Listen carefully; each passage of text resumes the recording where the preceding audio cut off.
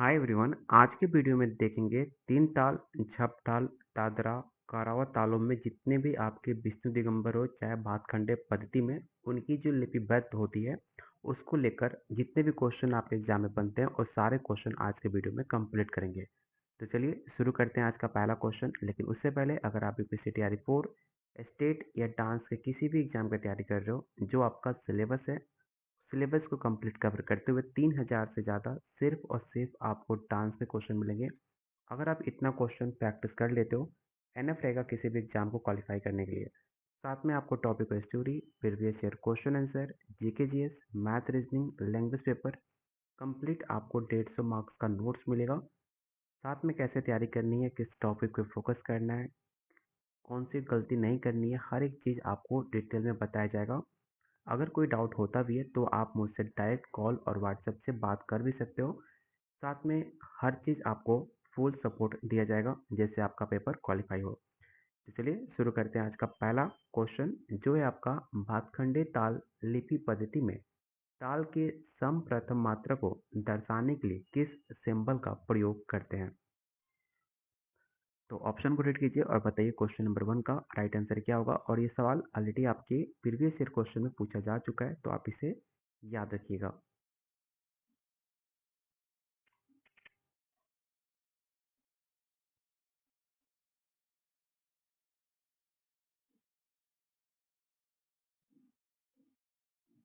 तो question number 1 का जो राइट आंसर होगा ऑप्शन नंबर आपका सी होगा। भातखंडे ताल लिपि में सम पहली और सबसे महत्वपूर्ण मात्रा को क्रॉस या स्टार जो तारा होता है उसके सिंबल से दर्शाया जाता है।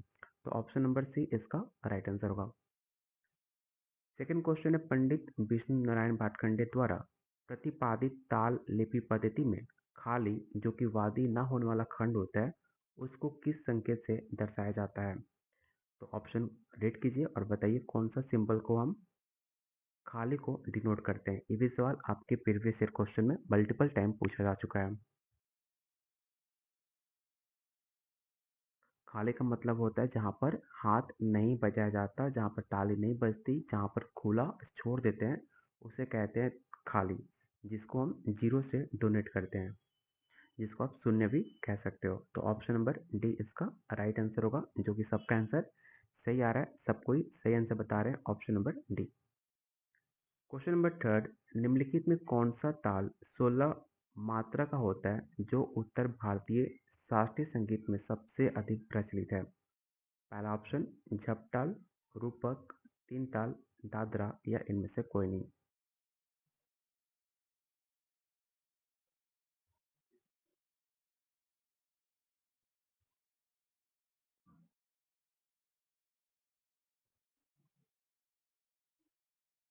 तो क्वेश्चन नंबर थर्ड का राइट आंसर होगा ऑप्शन नंबर आपका सी, तीन ताल। तीन ताल या त्रिताल 16 मात्रा का ताल होता है जो आपके उत्तर भारतीय शास्त्रीय संगीत जैसे कि गायन, वादन, नृत्य में सबसे ज़्यादा इसका प्रयोग होता है। तो इसे याद रखिएगा ऑप्शन नंबर सी।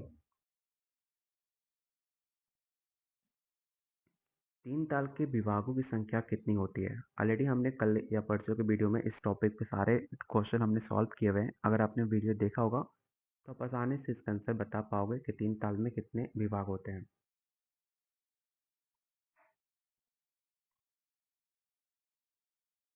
तो मैंने आपको जस्ट बताया था कि तीन ताल में 16 मात्रा होती है और 16 मात्रा को चार विभाग में डिवाइड करते हैं तो इसके टोटल चार विभाग हो जाते हैं जो कि चार चार भाग में इसे हम क्लासिफाई करते हैं। तो ऑप्शन नंबर सी इसका राइट आंसर होगा। क्वेश्चन नंबर 5, तीन ताल के क्रमशः दूसरे, तीसरे और चौथे विभाग का आरंभिक ताली सिंबल क्या होता है आपको ये बताना है। ऐसे क्वेश्चन को थोड़ा ध्यान से पढ़ना और ऑप्शन को भी, क्योंकि इसमें आंसर जानते हुए आप कंफ्यूज करते हो तो उसको आप लिख कर आप देख सकते हो कि तीन ताल में कैसे हम रिप्रेजेंट करते हैं विभाग को, कैसे रिप्रेजेंट करते हैं ताली को, जिससे आपका ऑप्शन को मैच करने में आसानी हो।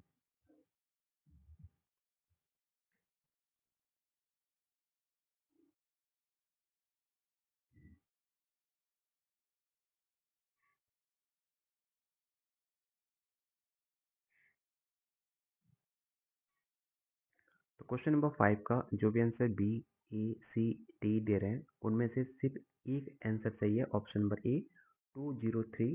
क्योंकि तीन ताल का विभाजन इस प्रकार होता है, जो पहला विभाग होता है वो आपके 1 to 4 मात्रा के लिए होता है, जिसे सम होता है वो एक से डिनोट करते हैं, और दूसरा विभाग जो होता है वो 5 से 8 होता है। ठीक है, 5 से 8, और जो पहली ताली होती है वो संख्या आपके 2 पर पड़ती है, आपको पता होगा। और जो आपका तीसरा विभाग होता है वो 9 से 12 तक होता है, जो खाली 0 होता है, और चौथा विभाग जो होता है आपका 13 से 16 तक होता है, और दूसरी ताली संख्या 3 पे पड़ती है। तो इसके अकॉर्डिंग इसका जो राइट आंसर होगा 203 आपका राइट आंसर होगा।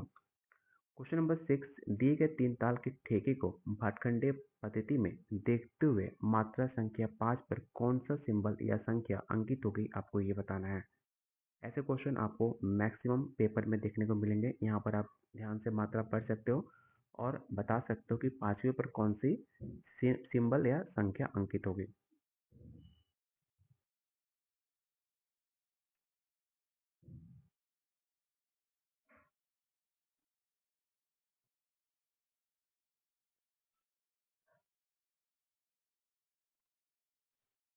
Question number 6।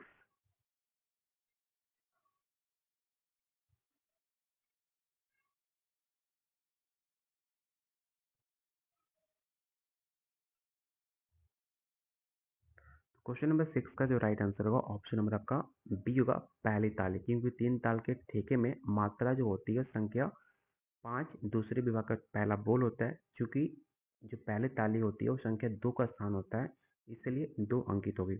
इसलिए इसका राइट आंसर होगा ऑप्शन नंबर आपका बी। क्वेश्चन नंबर 7, आपको बताना है कि झपटाल में टोटल कितनी मात्राएं होती हैं, 6, 8, 10, 12 या इनमें से कोई नहीं।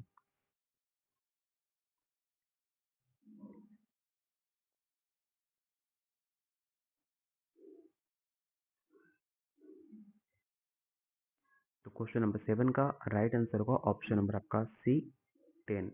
झपटाल में टोटल 10 मात्राओं की एक समित ताल मानी जाती है, जिसका प्रयोग हम मध्य और द्रुत लय में करते हैं। इसका प्रयोग भी आपको याद होना चाहिए, इसका प्रयोग हम मध्य और द्रुत लय में करते हैं। क्वेश्चन नंबर 8, झपटाल के विभागों की संख्या और उनका क्रम, जैसे कि ताली, खाली, ताली, तालिका क्या होता है, आपको ये बताना है। यहाँ पर सबसे पहले आप विभाग को क्लासिफाई करो कि विभाग कितने होते हैं। उसके बाद ताली, खाली और ताली, तालिका कम, अगर क्रम आपको पता होगा तो आप आसानी से आंसर बता पाओगे। ऐसे क्वेश्चन आपको आने वाले एग्जाम में देखने को मिल सकते हैं, क्योंकि बहुत सारे क्वेश्चन आसान बन चुके हैं। उसी क्वेश्चन को थोड़ा मॉडिफाई करके थोड़ा मॉडरेट करेंगे, जिसमें आप फंस जाओगे। इसलिए ऐसे क्वेश्चन जितना आप प्रैक्टिस करोगे उतना आपके एग्जाम के लिए बेटर होगा।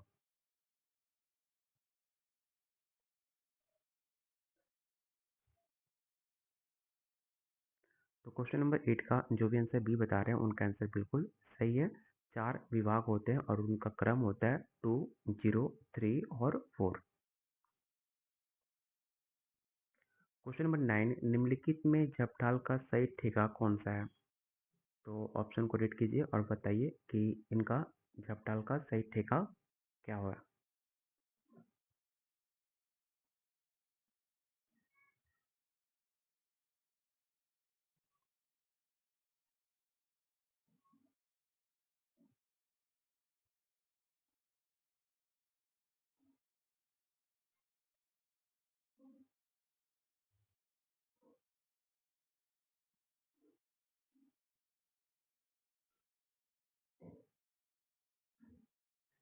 तो क्वेश्चन नंबर 9 जो भी A B C D answer दे रहे हैं उनका आंसर गलत है। इसका जो राइट आंसर होगा ऑप्शन नंबर ई होगा। क्योंकि जो आपका झपटाल का ठेका होता है वो धी ना होता है, जो इस ऑप्शन में नहीं है। क्योंकि जो ऑप्शन ए है वो आपका तीन ताल का होता है। जो आपका ऑप्शन नंबर सी है वो दादरा का होता है। ऑप्शन डी होता है रूपक का, और बी होता नहीं है। तो ऑप्शन 9 का जो राइट आंसर होगा ऑप्शन नंबर ई होगा, इनमें से कोई नहीं।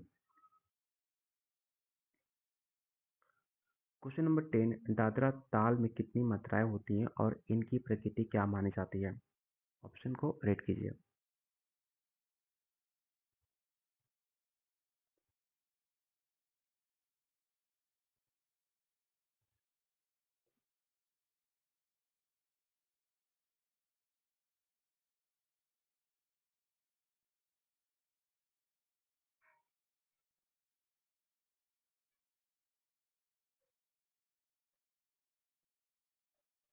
क्वेश्चन नंबर 10 का राइट आंसर होगा ऑप्शन नंबर आपका सी।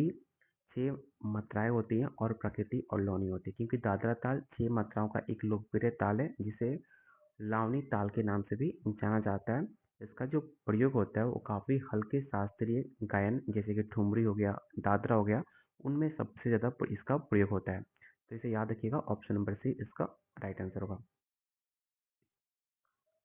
क्वेश्चन नंबर 11, दादरा ताल के 2 विभाग होते हैं जिनमें क्रमशः कितनी कितनी मात्राएं होती हैं, आपको ये बताना है।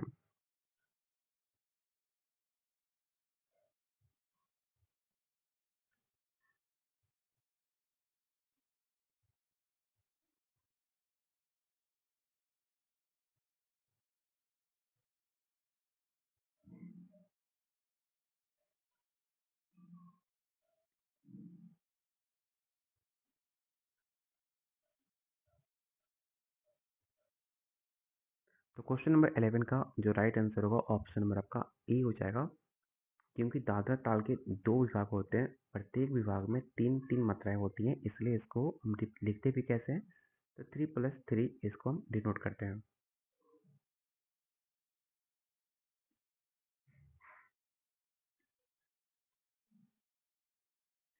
भाटखंडे पद्धति के अनुसार दादरा ताल का ठेका निम्नलिखित में क्या है?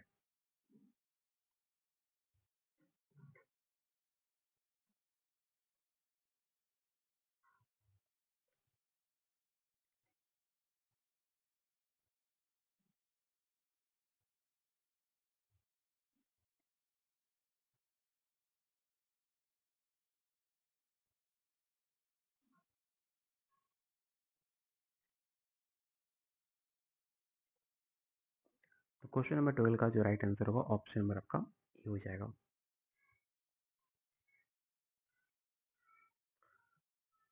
क्वेश्चन नंबर 13, कारावा ताल की कुल मात्राएं कितनी होती हैं और इसका प्रयोग मुख्यतः किस शैली में होता है?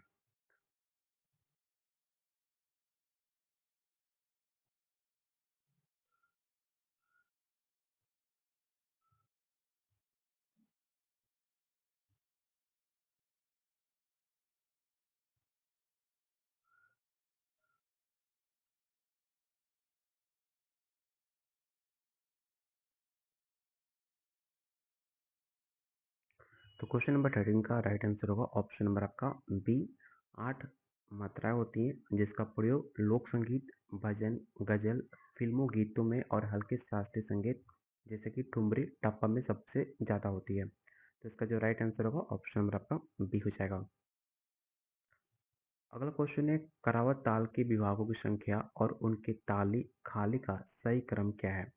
ऐसे क्वेश्चन जब भी एग्जाम में पूछे तो थोड़ा सा टाइम लेकर आप उसे कॉपी कलम का यूज़ करना और इनकी सही क्रम, पहले इनकी मात्रा लिखना, फिर विभाग लिखना, फिर इनके क्रम क्या होती है जिस पे ताली और खाली कब पड़ती है। अगर उसे आप अपने भाषा में अलग से लिख लेते हो तो आप आसानी से आप इसका आंसर बता पाओगे।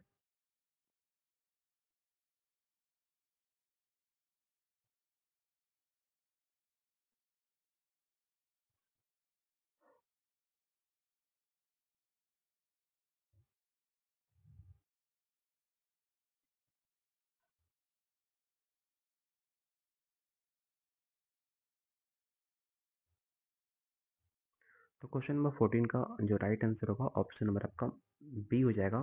करावा ताल के प्रचलित रूप दो तरह के विभाग होते हैं। पहला विभाग ताली संख्या 1 पर पड़ती है और दूसरा विभाग खाली 0 पर होता है। कुल पद्धतियाँ इसे 4 विभागों में बांटा जाता है, लेकिन इसका जो मूल क्रम होता है वो 1 और 0 ही होता है।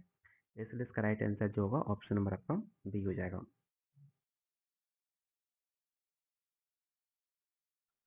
क्वेश्चन नंबर 15, करावत ताल के ठेके ढा, गे, न, ती, न, क, धी, ना में पहली मात्रा सम पर कौन सा बोल है, आपको ये बताना है।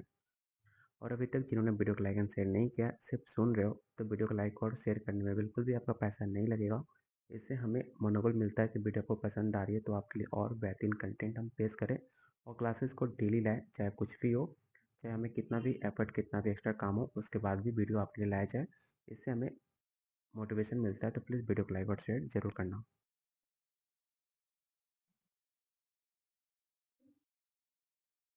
तो क्वेश्चन नंबर 15 का जो भी आंसर डी बता रहे हैं उनका आंसर बिल्कुल सही है। क्वेश्चन नंबर 16 पंडित विष्णु दिगंबर पुलस्कर ने संगीत शिक्षण को आम जनता तक पहुंचाने के लिए किस वर्ष और कहां पर गंधर्व महाविद्यालय की स्थापना करी थी।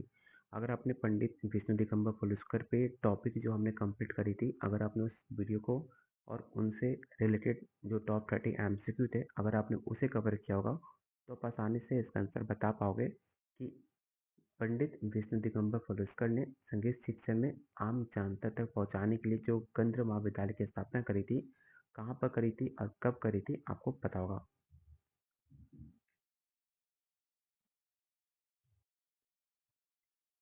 तो क्वेश्चन नंबर 16 का जो भी आंसर ए बता रहे हैं उनका आंसर बिल्कुल सही है। 1901 और लाहौर में, जो आप पाकिस्तान के अंदर देखने को मिलता है, तो उसकी स्थापना करी थी। इसे याद रखना, एक क्वेश्चन एग्जाम में हमेशा बनता है। क्वेश्चन नंबर 17 भाटखंडे स्वर ताल लिपि पद्धति के अधिक प्रचलित होने का प्रमुख कारण क्या है।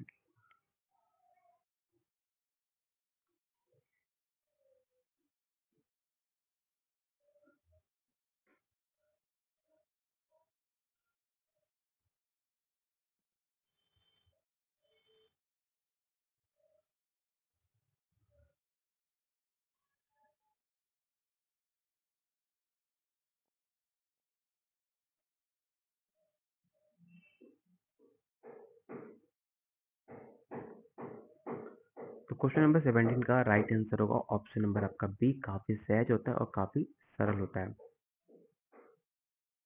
क्वेश्चन नंबर 18 भाटखंडे ताल लिपि के ताल के विभिन्न विभागों को अलग करने के लिए निम्न में किस सिंबल का प्रयोग किया जाता है। ऑप्शन को ध्यान से पढ़ना और इस क्वेश्चन को याद रखना, एक क्वेश्चन आपके एग्जाम में देखने को मिल सकता है।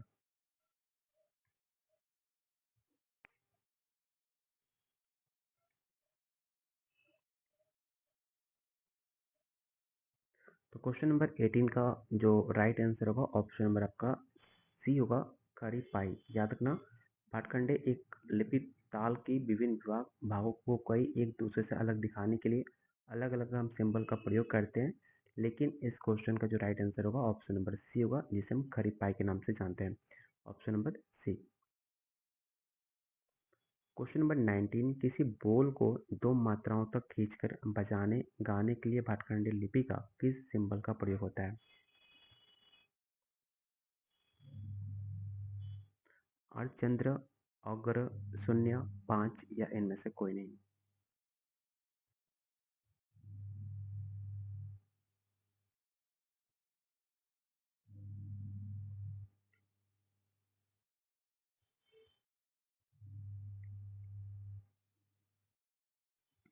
तो क्वेश्चन नंबर 19 का जो राइट आंसर होगा ऑप्शन नंबर आपका बी हो जाएगा।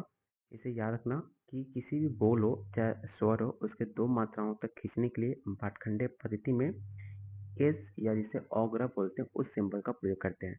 दो मात्राओं के लिए एस एक बार प्रयोग होता है, इसे भी आप याद रखना। क्वेश्चन नंबर 20 निम्नलिखित में किस ताल के स्टार्टिंग में खाली जीरो होता है और सम एक्स पर होता है। तीन ताल, झपताल, कारावा, रूपक या इनमें से कोई नहीं। ये भी सवाल हमने पहले वीडियो में कंप्लीट कर चुके हैं। अगर आपने वीडियो देखते आ रहे हो तो आप आसानी से इसका आंसर बता पाओगे।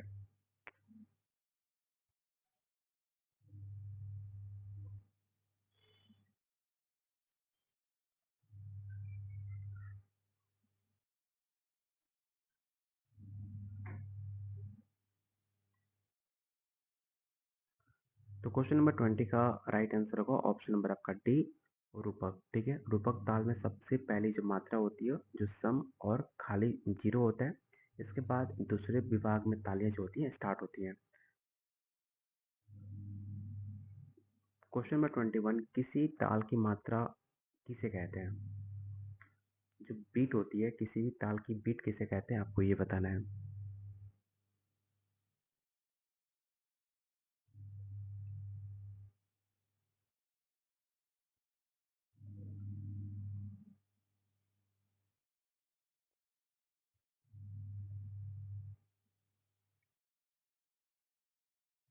तो क्वेश्चन नंबर 21 का जो राइट आंसर होगा ऑप्शन नंबर आपका सी हो जाएगा। मात्रा संगीत में समय की सबसे छोटी मापन इकाई मानी जाती है, जिसमें एक या अधिक बोल समाये होते हैं, जिसमें ताल मात्राओं का एक निश्चित समूह मिलकर बनता है। इस डिफिनेशन को भी याद रखना। ऑप्शन नंबर सी इसका राइट आंसर होगा। क्वेश्चन नंबर 22, जपताल के ठेके जो यहाँ पर दिए गए हैं बोल उन किस मात्रा पर खाली आता है आपको ये बताना है। तो पहले आप इन ताली को पढ़ो और बताओ किस मात्रा पर जीरो आता है, आपको ये बताना है।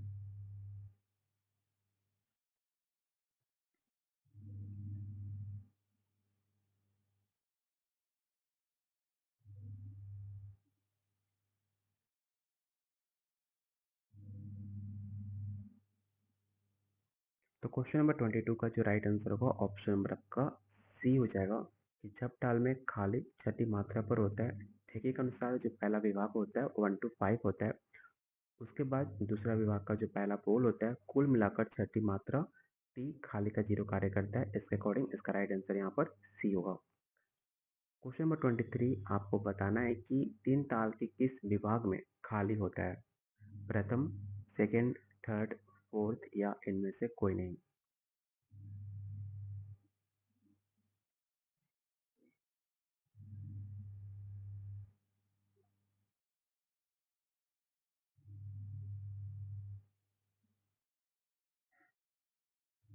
तो क्वेश्चन नंबर 23 का यहाँ पर राइट आंसर हो जाएगा ऑप्शन नंबर आपका सी। इसे याद रखना कि तीन ताली में खाली जीरो तीसरे विभाग के स्टार्टिंग में होता है, यानी जो उसकी नौवीं मात्रा पर होता है जिसका बोल होता है ता तीन तीन ता से स्टार्ट होता है। इसे भी आप याद रखना।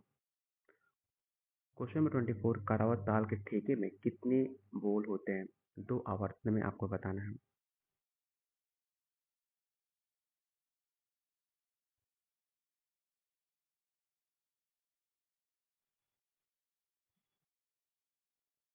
अगर क्वेश्चन को ध्यान से पढ़ना, यहाँ पर 8 भी आंसर हो सकता है, बहुत जो आंसर दे भी रहे हैं।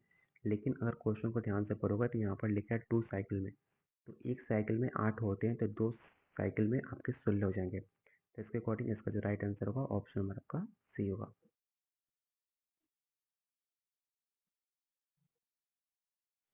निम्नलिखित में किस ताल के विभागों की संख्या 6 होती है?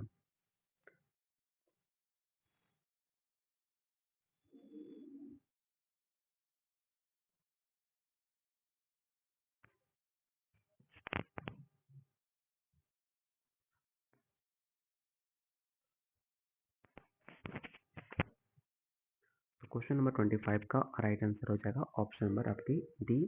चांचर ताल में 6 विभाग भी होते हैं और इसकी संरचना 3-2-2-3-2-2 होती है। और तीन ताल में 4 होती है, झपताल में 4 होती है और चार ताल में 2 विभाग होते हैं।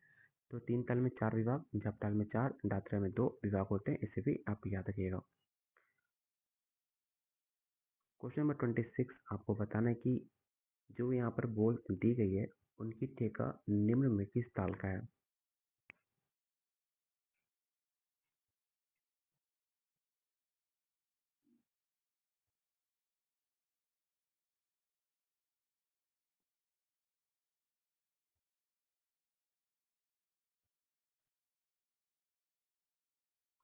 तो क्वेश्चन नंबर 26 का जो राइट आंसर होगा ऑप्शन नंबर आपका बी हो जाएगा। ये तीन ताल का ही संक्षिप्त ठेका है जो पूरे ठेके में 4 विभाग होते हैं, लेकिन प्रश्न में दिए गए ठेके में तीसरा विभाग जो होता है चौथे विभाग का कुछ भाग सम्मिलित है, इसलिए तीन ताल को दर्शाता है। तो इसके अकॉर्डिंग इसका राइट आंसर यहाँ पर बी होगा। क्वेश्चन नंबर 27, निम्नलिखित में कौन सा ताल 8 मात्राओं का है लेकिन इसका विभाग संरचना कराओ से काफी डिफरेंट है?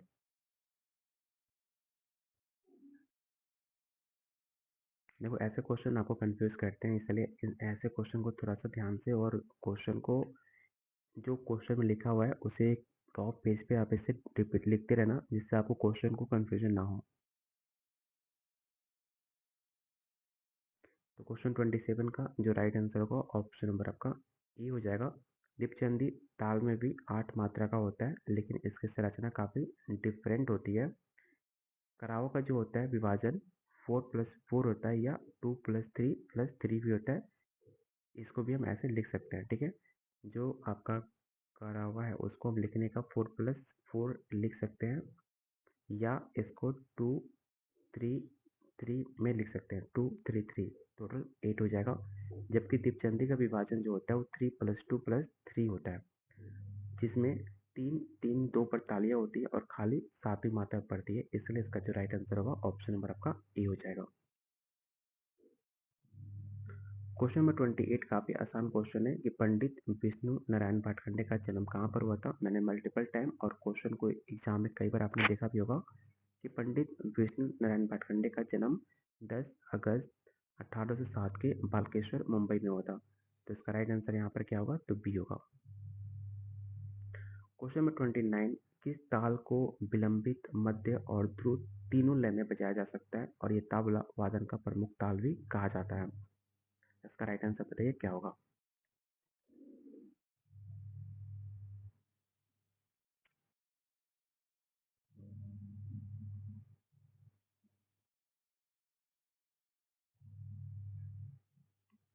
तो क्वेश्चन 29 का राइट आंसर हो जाएगा ऑप्शन नंबर आपका सी, तीन ताल।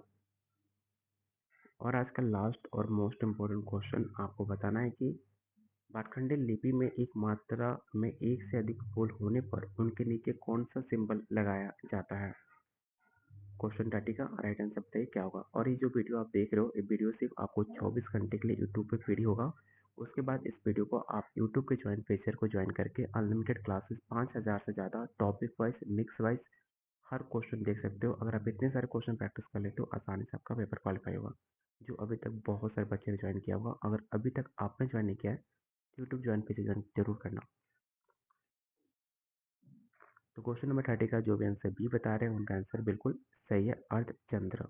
तो यहाँ पे आपका टॉप 30 क्वेश्चन खत्म होते हैं। आपको बताना है कि आउट ऑफ 30 आपने कितने क्वेश्चन सही किए। और जो अभी तक वीडियो को लाइक एंड शेयर नहीं किया है तो प्लीज़ वीडियो लाइक और शेयर जरूर करना।